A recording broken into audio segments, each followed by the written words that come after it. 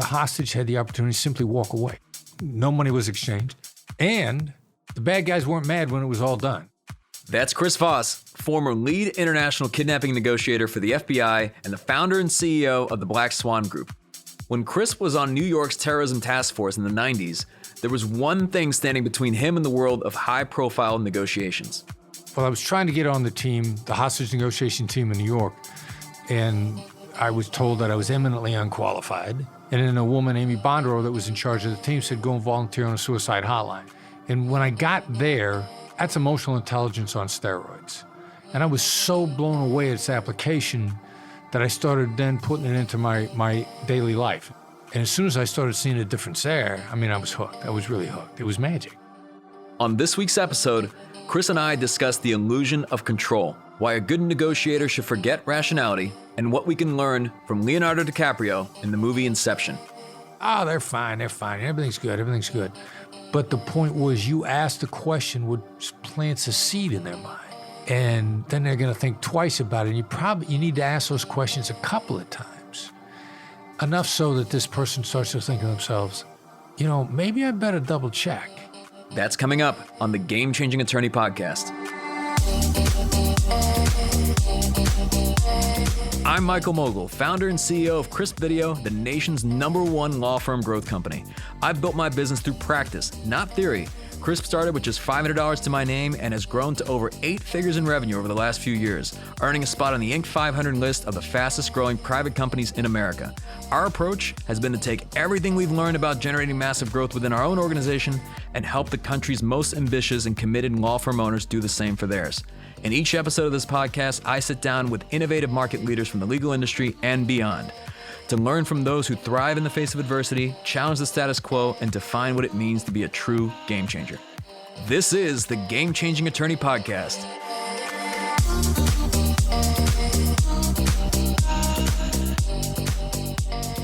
Chris's ability to rise to the very top of the negotiation field stemmed from the unique ambition and attitude that he's cultivated all of his life.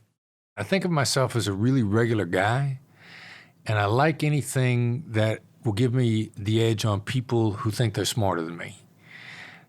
I didn't expect to be telling you this, but the Bureau's famous for hiring attorneys.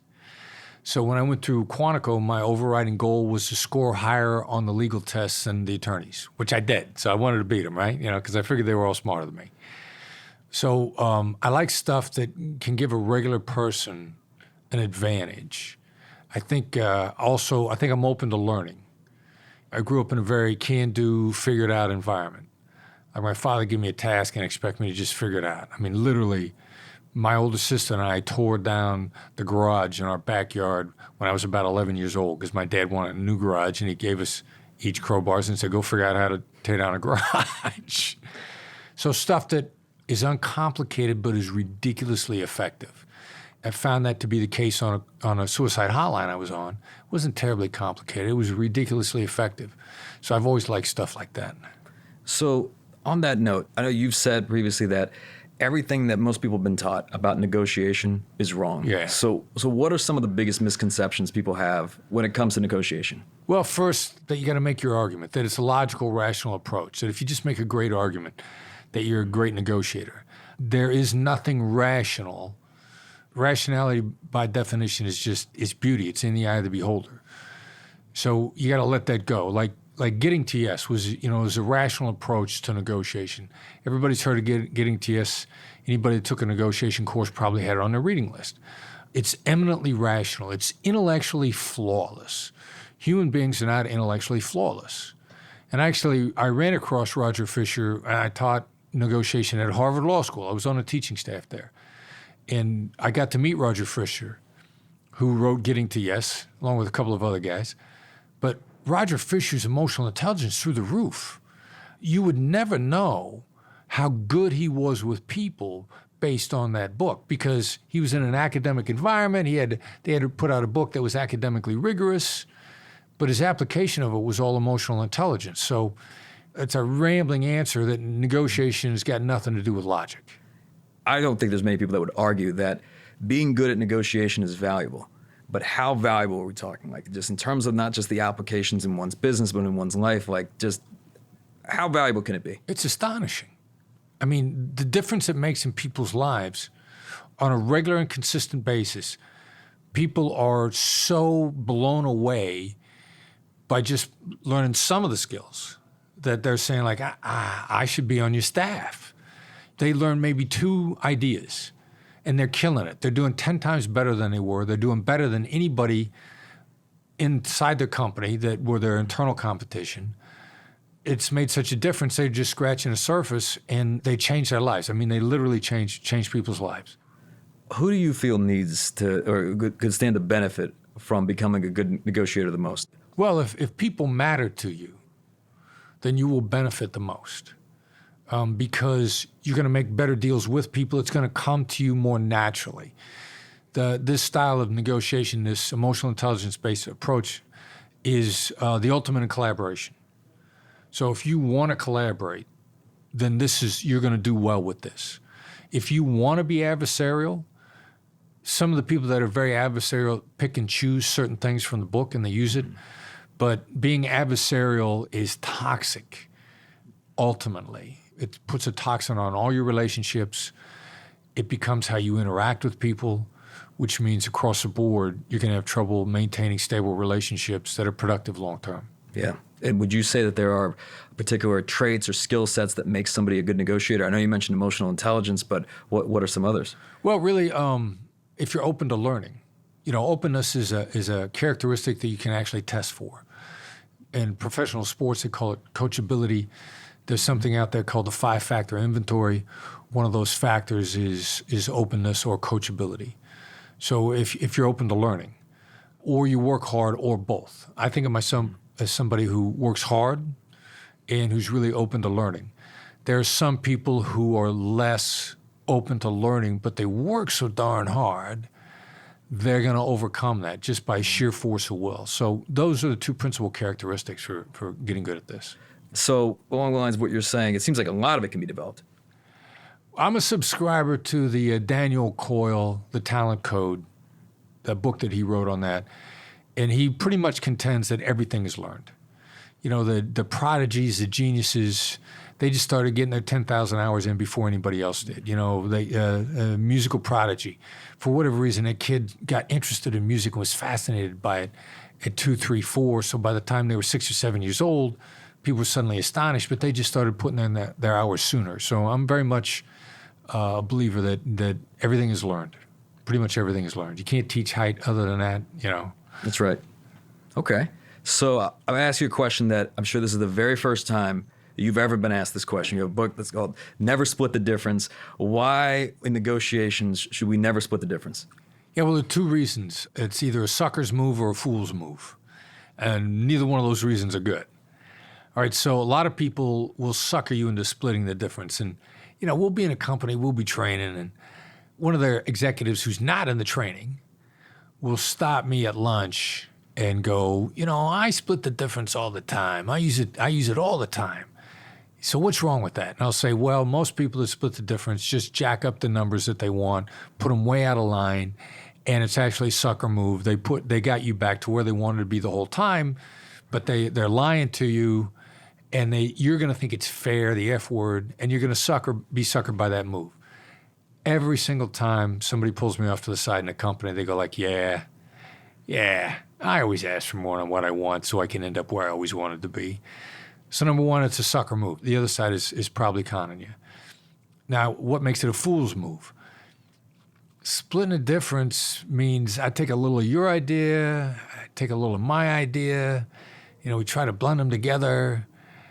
That's apples and oranges. It's the analogy we put in the book is a black shoe, brown shoe. You don't know whether or not to wear a black shoes with this suit or brown shoes. So let's split the difference. I'll wear one of each. I mean, it's so bad. Splitting the difference or compromising. If there's a company I know, dispute between the 2 co-CEOs, the board settles it out by splitting the difference and basically banishing them both and bringing in a brand new CEO. Now, I know from what was going on behind the scenes, one of those CEOs was completely in the right. The other guy had more to do with starting the company, and everybody felt loyal to him, The other guy wanted a secret expense account with no monitoring. They had every indication that the money was going to entertainment that was unsavory. But the board wanted a compromise. They didn't want to they wanted to be fair to both sides.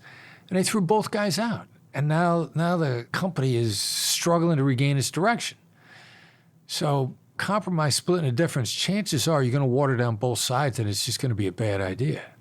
Chris honed his negotiation skills under unique circumstances. His years as the FBI's lead international kidnapping negotiator put him in high-pressure, challenging negotiations on a regular basis.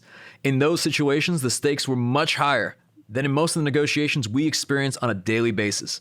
I wondered if there was a particular case from those years that stuck out to him as especially formative in refining his tactics. Well, one of the biggest ones, and we talk about it in the book, the Burnham Sobrero case in the Philippines. Now, we just come off of a kidnapping that went beautifully in that the hostage walked away. I mean, what we did was the great thing in negotiation is to create opportunities for good things to happen. You're not stalling for time, you're adding time. Create the opportunity for good things. In this particular instance, the bad guys, we wore them out with the application of empathy, enough so that the hostage had the opportunity to simply walk away. No money was exchanged. And the bad guys weren't mad when it was all done. The lead negotiator for the kidnappers actually called the guy that I was coaching on the phone to congratulate him and basically pay his respects. Not in an angry way. So we got another case with a different faction of the same group. They've switched everything out. They kill an American within the first week and a half. And they kill a bunch of people. I mean, they took over a dive resort. They killed people at the dive resort. They took a bunch of hostages. They sailed across the open ocean, 400 miles of ocean. They chopped off some more heads. They were some vicious guys. And then the thing ended about 13 months later in a botched rescue attempt by the Philippine military where the 2 out of 3 remaining hostages were killed by friendly fire. I mean, it was just end to end. It was a train wreck. What I really learned in that, though, was the negotiator that was the counterpart, he negotiated with us in good faith. And his team wasn't aligned behind him. You know, our philosophy that there's always a team on the other side. You can have a great relationship with your counterpart. You can genuinely read that your counterpart is being honest with you because as far as your counterpart knows, he or she really is. If you haven't taken into account the team behind them and found a way to involve them, then your counterpart is going to have the limbs sawed off behind them. It turns out that happens in the private sector about half the time. Well, there's a telecommunications company that we were talking with involved in discussions to train them in negotiations. And we found out that fully 50% of the deals that they sign, not just that they negotiate, but 50% of the deals they actually sign are never implemented. What does that mean? It means that the point of contact was out of touch with his own team, and he got the limbs sawed off behind him. I once had a salesperson refer to this as being single-threaded. This happened to us in the Philippines, and it caught us so off guard because we assessed our counterpart as to having legitimately made a deal. And our counterpart, when his side failed to back him up, he was actually genuinely humiliated. He was embarrassed, you know, when he did all the things that somebody does when they're really embarrassed at the position that they're left in. So that taught me to take into account the team on the other side and how do we adjust accordingly. So on that note, what are some ways to adjust accordingly? Because I imagine this happens. I mean, this does happen all the time. Let's say you're in a sales negotiation. The person you're speaking to sounds great. Let me run it by my team. We'll send it back over tonight, and then things go away, right? Things go away. What happened, right? It's almost like that another negotiation had to take place that we weren't a part of. Right. Well, so then the secret to gaining the upper hand in a negotiation is giving the other side the illusion of control. First of all, to get your counterpart comfortable, you got to give them the illusion of control. That's principally going to come through how and what questions. How and what questions are very deferential. It's not that you got an answer, it's the effect you had when you asked. So the effect you want to have when you ask is like, how does everybody on your side feel about this? Do the people that have to implement this, how do they see this? Now, your counterpart's going to be, they're fine, everything's good. But the point was you asked the question which plants a seed in their mind. And then they're going to think twice about it. And you need to ask those questions a couple of times, enough so that this person starts to think of themselves, maybe I better double check, because they think it's their idea. There's a little inception going on here. Remember that Leonardo DiCaprio movie? You try to plant a seed. You're trying to plant a seed in their mind that the rest of their team is important. They have no idea that that's what you're doing. You're doing it deferentially, innocuously. As soon as they start going back to the people on their team, those people start to get looped in. You now begin to deal with your implementation issues. You're less likely to get single-threaded. Something that Chris mentioned a lot in his book and over the course of our conversation is the fundamental headspace we need to be in for successful negotiations. He calls this the mindset of discovery. First of all, the mindset of discovery is it's a hack for you. It's basically a positive frame of mind, and it's curious. And you can actually take in more information. You see things faster when you're in that mindset. You pull in more data. Your pattern recognition increases. All the things that go to higher mental performance. So first of all, if you have a mindset of discovery, you're going to be smarter. Probably at least 31% smarter, which is enough of an edge that if you're interested in edges, you're going to want it. Then the other thing too is, by definition, it's an asymmetric world. It's an imperfect world. We know we don't have all the information, yet we act like we do. There's never a negotiation where you're not holding stuff, holding stuff to the vest. There's never a time when you don't have cards that you're holding back. Well, if you're not doing that, then that means they get the same dynamic. So we intellectually know there's stuff that we don't know. Now, the crazy thing to really bend your mind around is what happens in the overlap. Because not only, since I don't know what they don't know, the Donald Rumsfeld line, the unknown unknowns, but what's really sweet is when you hit the overlap, and between the two of you, you discover stuff that if you're holding it back, it's important, which means you're going to get an exponential effect if you can uncover it. Now, I imagine there's people are there people that can't be negotiated or reasoned with? It's not that they can't be reasoned with. It's a little bit of what journey are they on to begin with? How scared are they? What's really the goal? Like in kidnapping negotiations, we had to recognize early on whether or not the goal was to actually kill the hostage. The other side's on a killing journey. And so if they want you to be part of that, the best you could do is get out of the journey. If the best thing you could do is to disrupt, then you simply withdraw. So that's something like asocial violence, essentially. Right. So if somebody walks into a movie theater, starts shooting up everyone, that's not a person interested in having negotiation. Right. Or they're orchestrating a different outcome. Right. So in a business world, you don't really get that, but what you get is you get people that are so scared of the environment. And this is happening in the healthcare space a lot these days. They're so scared of making any deal, they'll come to the table and all they do is call names. All they are is insulting. There's overwhelmingly fear-driven. Now, you can get people out of that, but you got to recognize that that's what's driving them, and then you got to find a way to really gently help them see that what they're doing is actually counterproductive to where they say they're trying to go. When do you know when a negotiation is a lost cause? Like, how do you know when to walk away? Yeah, there's an old saying, it's not a sin to not get the deal, it's a sin to take a long time to not get the deal. So how do you know if you're the fool in the game? Actually, you just kind of ask. What kind of questions do you ask? How have you done this in the past? How do you make decisions? What does your perfect partner look like?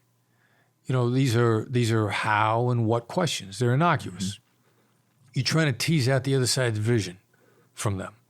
They might be using you just as a competing bid. They might simply be trying to get free consulting from you. Those two things are real common. In point of fact, it probably happens at least 20% of the time that the other side is never going to do business with you. They're doing due diligence, which means you're a competing bid, or they're looking for free consulting. So your questions are, if you proceed forward, what would that look like? with deference, they're going to actually start to answer the question for you. You'll find in a way that doesn't include you.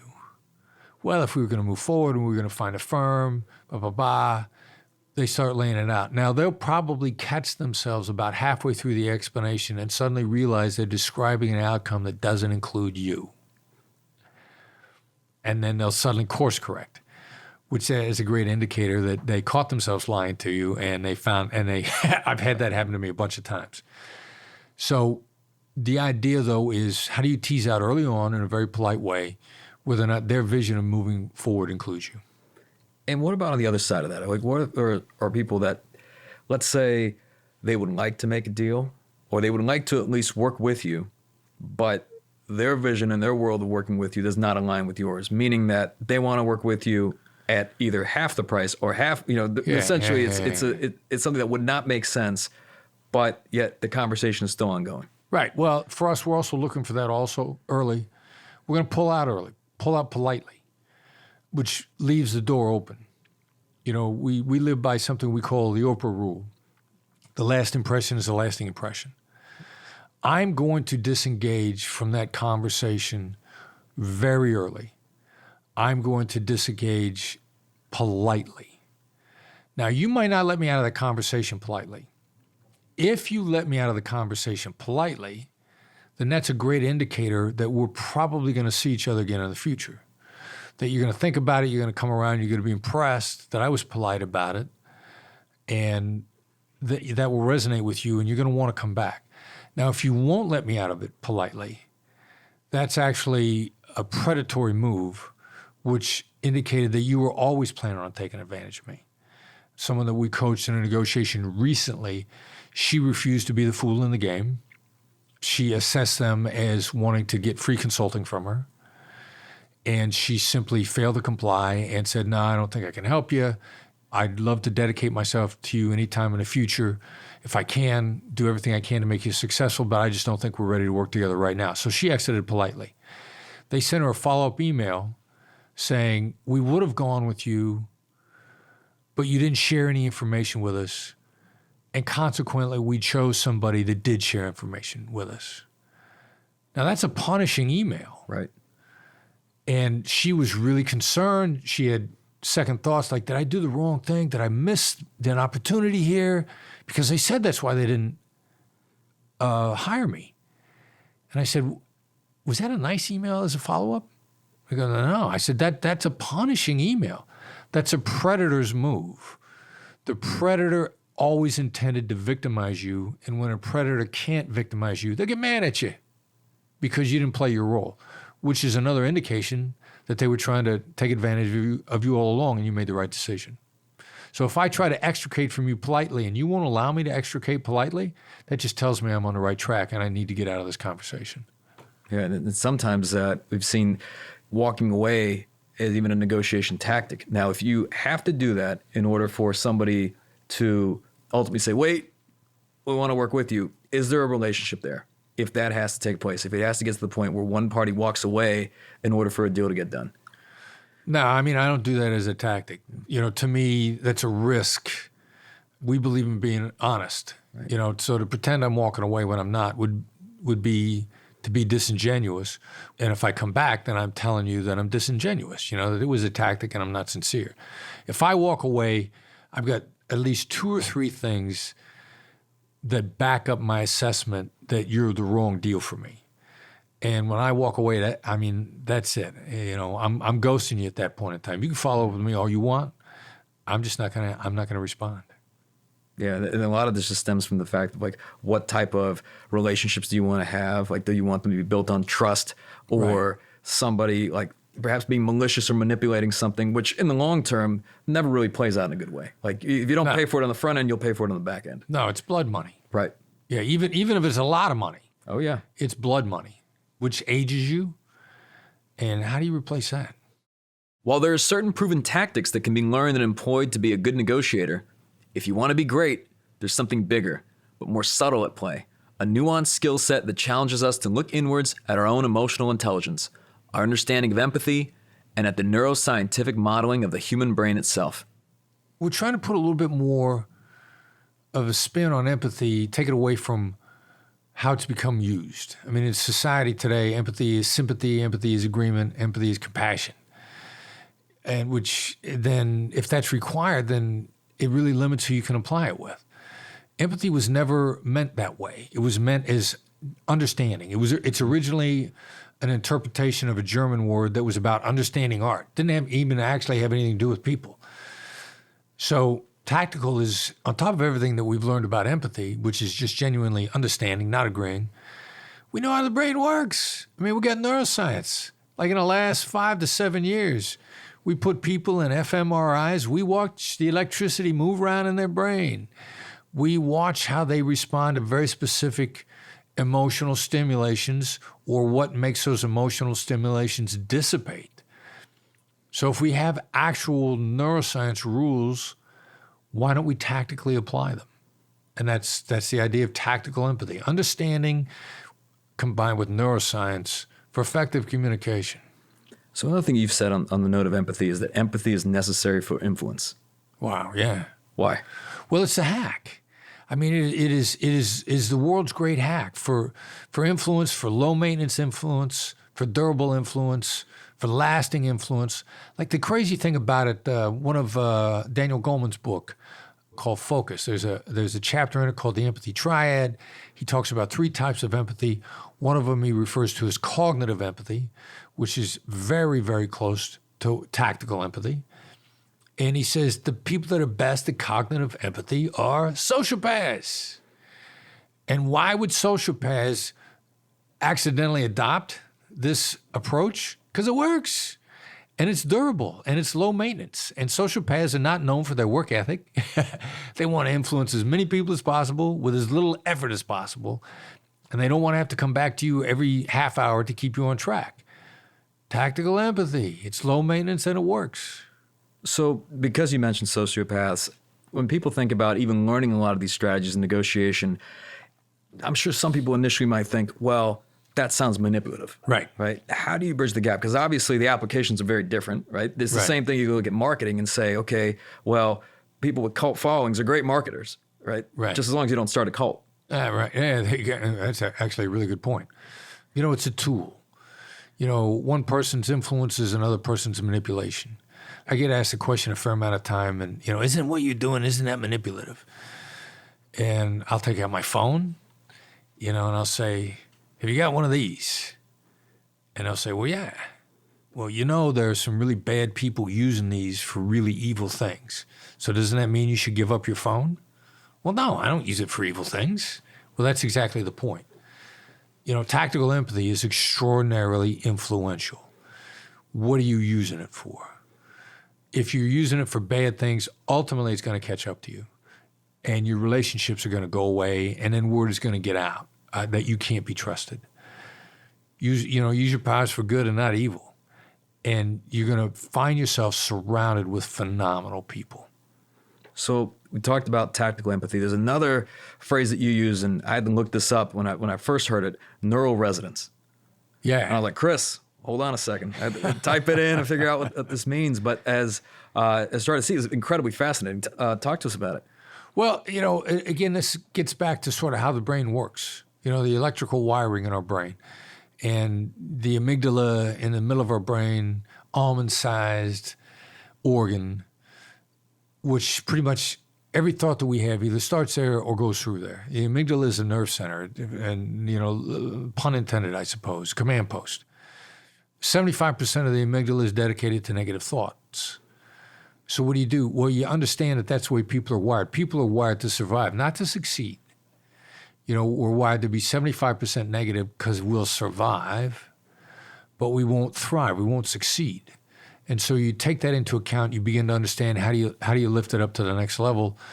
The neuroimaging, the neuroscience has shown us that the best and most effective way to deal with that negative part of our brain really is as simple as calling it out, not denying it. You don't get rid of the elephant in the room by denying that the elephant is there or trying to say, don't look at the elephant. You say, hey, you know, there's an elephant in the room.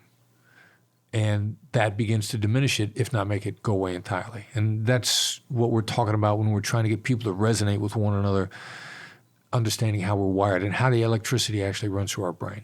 I remember you shared this with me a few years ago, and when we were doing one of our first conferences, I always come up there, I've got a nice suit. I imagine there's several people in the room that don't know our story, don't know kind of where we've come from, that see a young guy up there with a nice suit, probably thinking, trust fund kid, must be nice. And one of the first things I said this literally in the first 5 minutes was, I bet you guys are thinking this is a pretty nice suit. And it was amazing the impact that made in disarming everybody. So in your view, just call it out. If you know that someone's thinking it, if you know it's on their mind, call it out. Yeah, exactly right. And like you said, it's astonishing how effective it is, isn't it?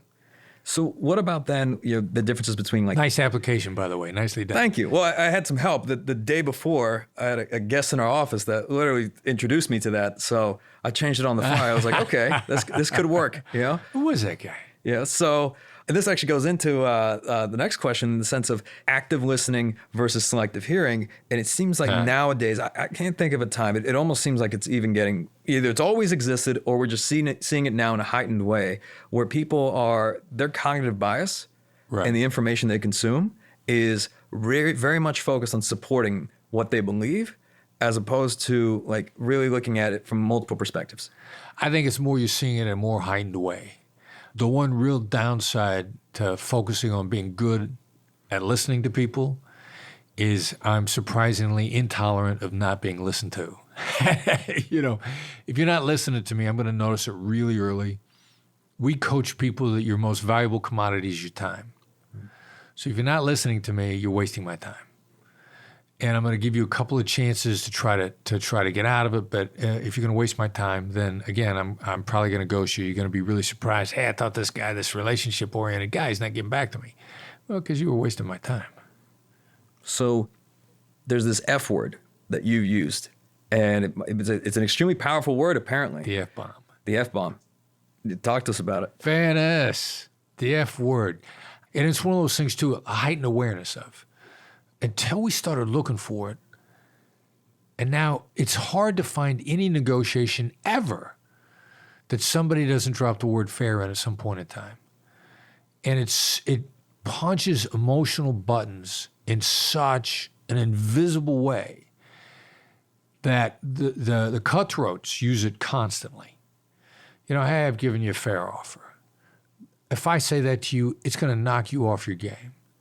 And you're not going to know what I just accused you of being unfair, and your inherent desire to be fair is going to cause you to come off of a position that you shouldn't come off of otherwise.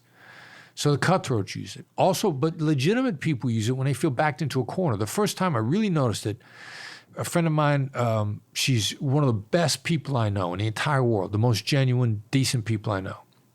She's talking about a real estate negotiation where the market had dropped on them. They're selling their house. And they said to the buyer, hey, we just want what's fair.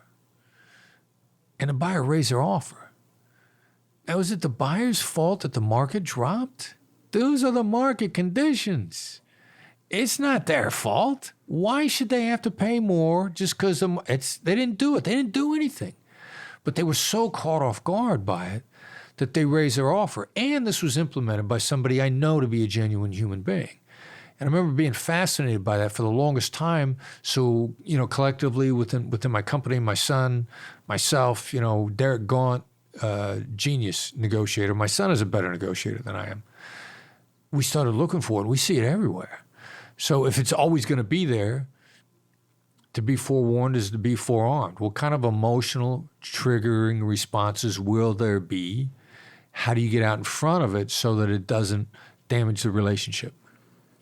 I imagine that, I'm going to ask you in terms of delivering news. Now, no one has a problem delivering good news. It seems like there's not a whole lot of training out there to deliver good news to people. But delivering bad news is something that we all have to do at some point in our life, probably multiple times. Right. And what is the best way to approach that? Two real critical things. The right way to do it is you say, I got bad news. You wait about a second and you deliver the news. Never let somebody get blindsided by bad news. They need about a second to prep themselves, no matter how bad the news is. I got bad news. Now, if you wait longer than a second, now they really start to spin down. You don't go, you're not going to like this. Are you sitting down? All that nonsense. People are remarkably resilient if you give them a second to brace themselves. So that's the way you deliver bad news. Now, the other part that a lot of people do wrong is before they deliver bad news, they want to say, how are you? That is not the way to do it for a lot of reasons. Number one, if you ask someone that, and I understand it can be very well-intentioned, but if you're going to deliver bad news and you got to ask them how they are, that either means you're ignorant or you're oblivious to the current situation. If I say to you, how are you? Your first thought is, especially if we're in an environment where you should be delivering me bad news, your thought is going to be, you don't know? Like, how could we be this far into this and you have no idea how I am? I mean, it's a very well-intentioned thing that communicates that you might be oblivious. So if you know somebody's bad, if you know they're not doing well, then start off by saying, like, look, I know things are rough for you right now. That's a recognition that you see them, that you're not oblivious, and that you care enough to actually notice and you're not afraid to articulate it. Empathy. Exactly. As opposed to being oblivious. The funny thing is, I know so many stories where employees were about to get fired. They knew they were about to get fired, and the person firing them started out by saying, how are you? I mean, come on. It's well-intentioned, but it's off base.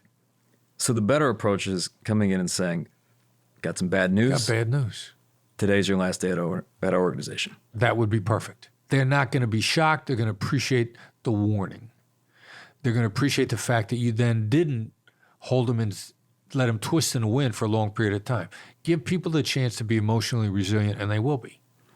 Now, what about what comes after that? Because I've seen certain, business owners really struggle where it becomes, and even if I look back at myself, where because you have that level of empathy, what could be a 5-minute meeting turns into an hour meeting because it's almost like you're trying to soften it for them.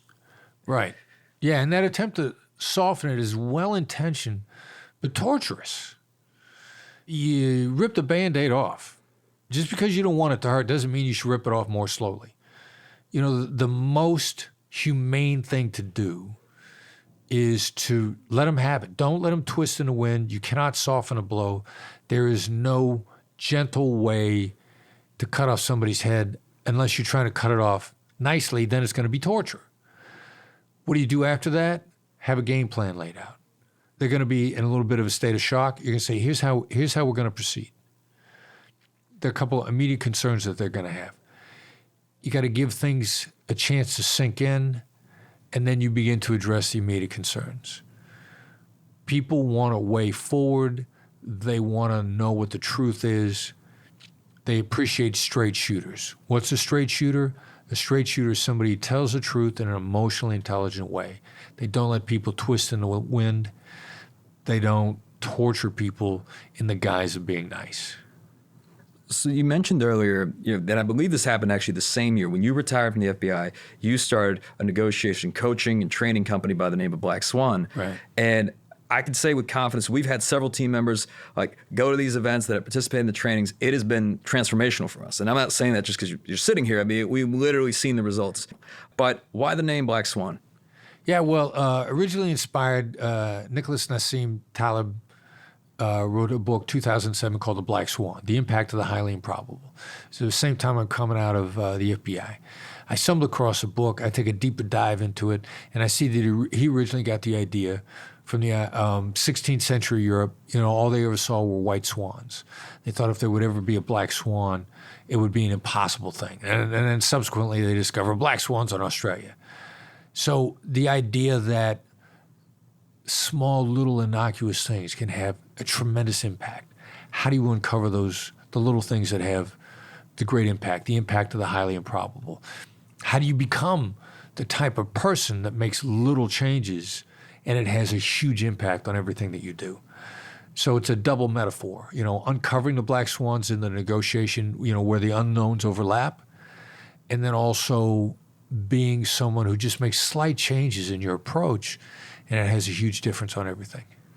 So there's probably people listening to this right now that are hearing this and saying, I'm a great negotiator. Yeah. Like they know they are wonderful negotiators. What could they possibly learn, Chris, at your events? Yeah, somebody says I'm a great negotiator. That's a saying which is an indicator of a closed mind. You know, that somebody's saying like, you know, I pretty much learned everything there is to know. Well, that's a closed mind, which means they've been stagnating. There ain't no neutral. You're either growing or you're stagnating. There isn't any other way around that. And to stay even actually takes effort. So to crown yourself as accomplished pretty much says that you don't think you have anything left to learn. And people that don't have anything left to learn are remarkably mediocre. So much of it is just about having that innate curiosity. You know, where somebody's at, where they're coming from, what their story is.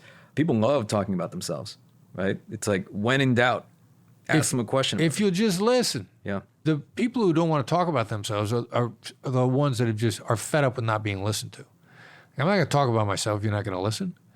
But if you indicate that you're actually genuinely interested, boy, it's amazing what they'll tell you. So what would be, I mean, people listening to this podcast, what would be maybe 2 or 3 actionable things that they can do and start practicing in their day-to-day negotiations, like just tactics they can take away from this and apply starting today? Do something we call a cold read. Whoever you walk up to, take a look at them, see what their countenance, their demeanor, the look on their face, the way they're holding their body. You get a quick, rough guess, read on it, and call it out. You know, say, tough day, or seems like you enjoy what you're doing, or seems like there's a lot on your mind. You know, just call something out. You don't got to get it right. By taking a read like that, you're actually telling them, you know, I see you as a human being. I took enough time, instead of saying, how are you?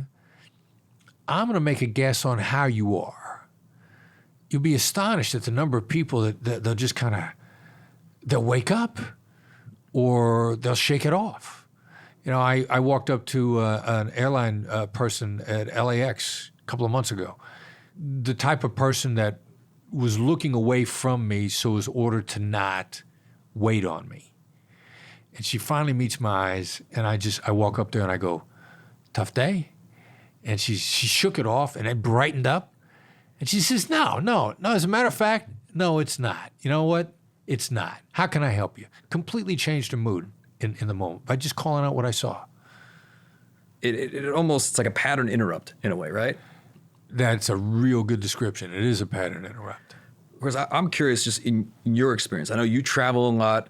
You have a number of things going on. You know, I've got the master class, you've got the live events, the book, which has been sitting at the top of Amazon, really probably the start of Amazon, it seems, because that thing won't drop. So I can congratulate you. It's amazing. But what are some of the things that you do daily to stay on your game? Like any like either daily practices or habits that you do to stay sharp? Yeah, well, you know, I'll talk to a Lyft driver, or I'll throw out a label on anybody, because I got to stay sharp. It's a perishable skill. And on negotiation, any other perishable skill, in any given moment, I got 3 choices for tomorrow. I'm either going to be even, I'm going to be worse, I'm going to be better. I want to at least be even. I find that my skills deteriorate if I'm not intentionally using them. One of the advantages while traveling a lot is we're always negotiating upgrades in a hotel.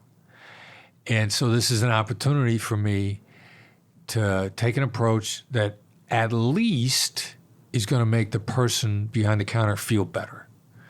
I will have at least brightened their day. Now, that also leans them in the direction of trying to do something extra for me. You know, never be mean to somebody who could hurt you by doing nothing, which is pretty much everybody you talk to, which means the flip side of that is nearly everybody you talk to could help you if they felt like it. So I try to get them to feel like it and get something, at least they feel better. And I generally always get something out of it. Well, Chris, as you know, this is a Game Changer podcast. What does being a game changer mean to you? You know, having a positive impact on people. You know, we're going to do better the more we have a positive impact on other people. I'm sure it's going to sound corny, but we love doing business with people who are doing the right thing. moving the world forward in a positive way. I'm ridiculously optimistic because there's so many business people out there that are actually making the world a better place. And they're actually making a lot of money at the same time. There's no problem with that. They need to make money in order to have more of an impact on more people and also to demonstrate that what they're doing is profitable. You're setting a great example. So to me, it's being a game changer is being involved with people who are game changers. And what are some ways that people can get into the Chris Voss ecosystem? So obviously I would say that if you haven't bought the book and read the book, like Never Split the Difference, Negotiating as if your life depended on it, that most definitely pick that up. I mean, everyone that I've spoken to that's read the book they put it in like their top 2 or top 3 books of all time. Yeah, it's cool. For whatever reason, I don't know how you did it, but this is like everyone's top 3 book once they've read the book. It's a good book. But then it's like taking that next step beyond. But like, how does someone, they say, okay, I've read the book, I want to learn more. What do they do? Well, the simplest way is to subscribe to the newsletter. Now, we put it out a newsletter once a week, and it is a gateway to everything.